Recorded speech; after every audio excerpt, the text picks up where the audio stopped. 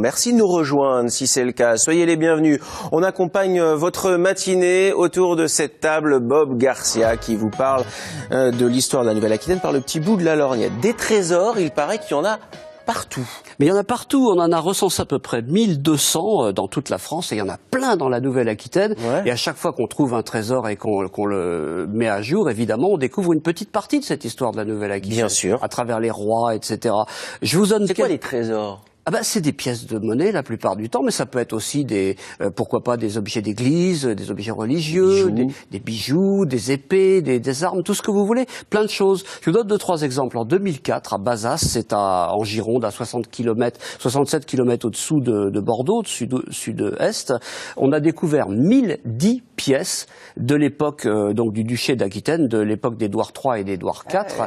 Et c'est un maçon polonais qui a découvert ces pas perdu sa journée, le maçon polonais. Et le propriétaire, alors on dit pas le propriétaire, on dit l'inventeur du trésor, comme pour une grotte, etc. C'est magnifique. Et il a gagné sa journée avec 350 000 €, donc c'était pas trop mal. En 2011, ça donne envie de gratter dans les murs. Envie de gratter. En 2011, à Cachan, ça c'est dans les Landes, c'est à 25 km au sud de Mont-de-Marsan.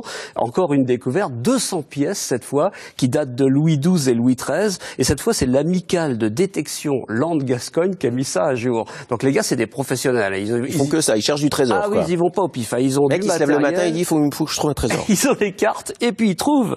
Et alors, en 2014, à Castillonnès, dans le Lot-et-Garonne, c'est à 26 km au sud de Bergerac, il y a eu 45 pièces de l'époque de 1492 qui ont été exhumées.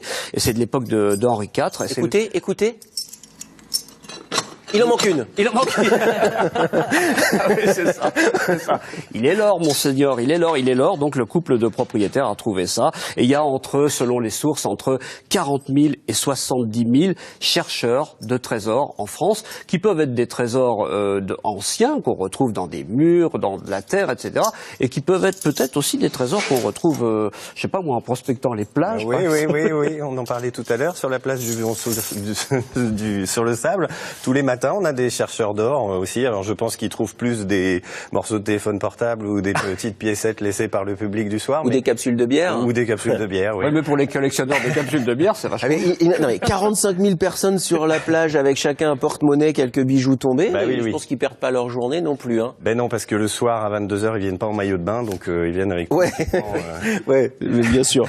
Comment on cherche les trésors, tiens d'ailleurs justement, il y a un gars qui s'appelle Didier Oudinot, qui est le spécialiste du trésor en France. Il a publié plein de bouquins sur le sujet, comme par exemple le guide des trésors ou les trésors de France, perdus, cachés, immergés ou enfouis. Et le gars, il a fait des recherches très très précises à partir de textes d'époque, des textes anciens, de légendes aussi, et puis de dispositions testamentaires. Allez-y les gars, allez chercher sous le pommier, il y a un trésor, j'ai enfoui une cassette avec 10 000 pièces d'or. Sauf qu'entre-temps, il n'y a plus de pommier, mais il y a toujours les gars avec leurs poils qui cherchent cette toujours. Et le bouquin existe, donc c'est 1200 lieux avec des cartes IGN. C'est fascinant, c'est super fascinant. Donc inventeur de trésors, et si moi je vais chez ma sœur faire des travaux, je gratte dans le mur, je trouve un truc. 1, je dis rien, je garde tout. Ça marche 2, pas. J'ai pas le droit, je garde la moitié à lui. 3, je dois le déclarer à l'État. Comment ça se passe? Voilà, c'est exactement ça. Il y a la moitié qui est à l'État et l'autre moitié qui est au découvreur, au propriétaire, à l'inventeur du trésor. Voilà.